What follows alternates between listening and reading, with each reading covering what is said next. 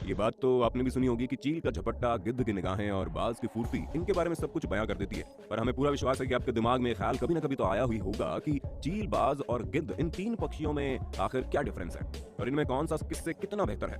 तो दोस्तों, हम हैं आपके सवालों का जवाब देने के लिए। बस शर्त सिर्फ इतनी है कि वीडियो को अंत तक चिपक कर बैठकर देखना। इस वीडियो का एक एक मोमेंट आपको हैरानी से भर देगा और यकीन नहीं आता तो पूरा वीडियो देखकर जान जाइए कि हम सच बोल रहे हैं या झूठ।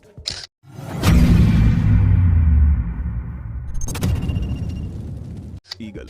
चलिए दोस्तों, सबसे पहले चील की बात करते हैं, जिन्हें अंग्रेजी में लोग ईगल कहकर बुलाते हैं। चील एक ऐसा शिकारी पक्षी है जिसके तेज और शक्तिशाली झपट्टे के लिए जाना जाता है। और हाँ, इनका झपट्टा मारने का स्टाइल बहुत ही अचानक से होता है, क्योंकि जितनी देर में इनका शिकार कुछ भी समझने लायक होता है, ये उतनी देर में उसे पकड़कर अपने साथ उड़ा ले जाते हैं। दोस्तों, इस दुनिया में चील की कई सारी अलग अलग प्रजातियां हैं, जहां अंटार्कटिका को छोड़कर आपको ये पूरी दुनिया में देखने को मिलेंगे।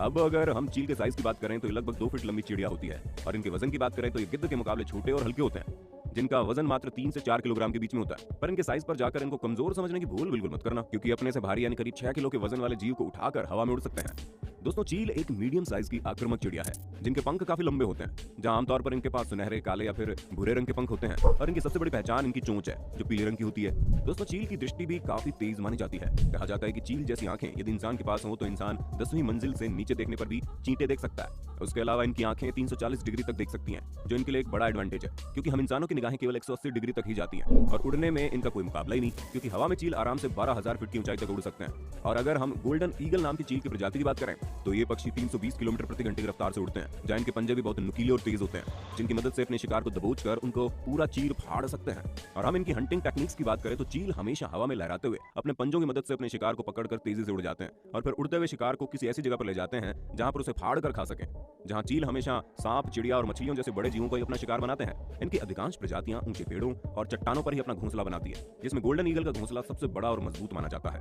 हालांकि एक शिकारी होने के नाते कभी कभी तो ये दूसरों के घोंसलों पर अपना हक जमाने लगते हैं, और जब बारी बच्चों को उड़ना सिखाने की आती है तो माँ अपने बच्चों को ऊंचाई पर ले जाकर उसे छोड़ देती है। फिर इनके नीचे गिरने से पहले इन्हें पकड़ लेती है और फिर दोबारा से उन्हें ऊंचाई पर ले जाकर जमीन पर छोड़ देती है। उनके नीचे गिरने से पहले उन्हें पकड़ लेती है। चील ऐसा तब तक करती है जब तक कि उनके बच्चों के मन में ऊंचाई का डर न निकल जाए। वैसे ये न केवल खतरनाक होते हैं, बल्कि इनकी लाइफस्टाइल भी काफी शान और शौकत भरी होती है। तभी तो अमेरिका, रूस और जर्मनी जैसे देशों में इन्हें काफी सम्मान दिया जाता है।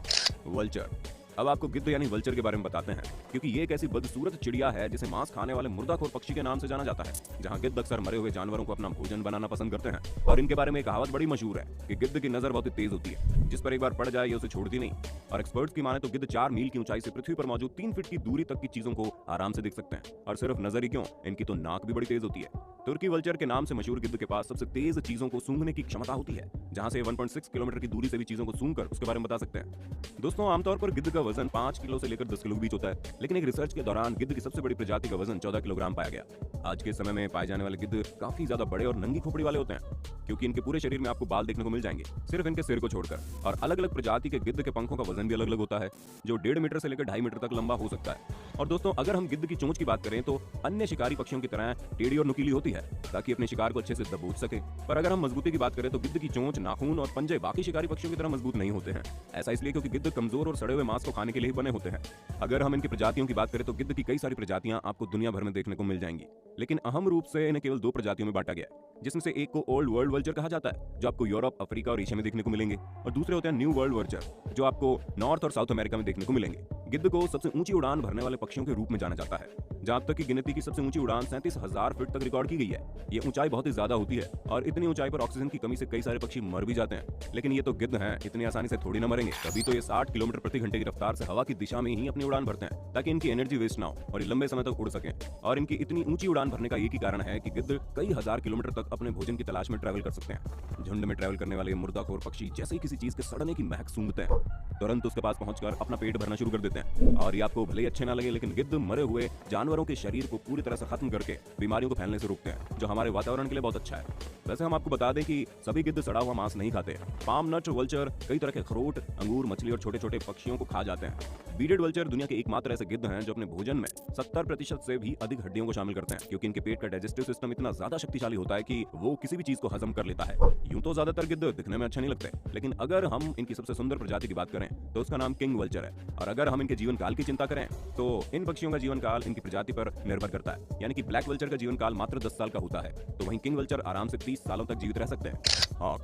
चलिए दोस्तों, अब बात करते हैं बाज की।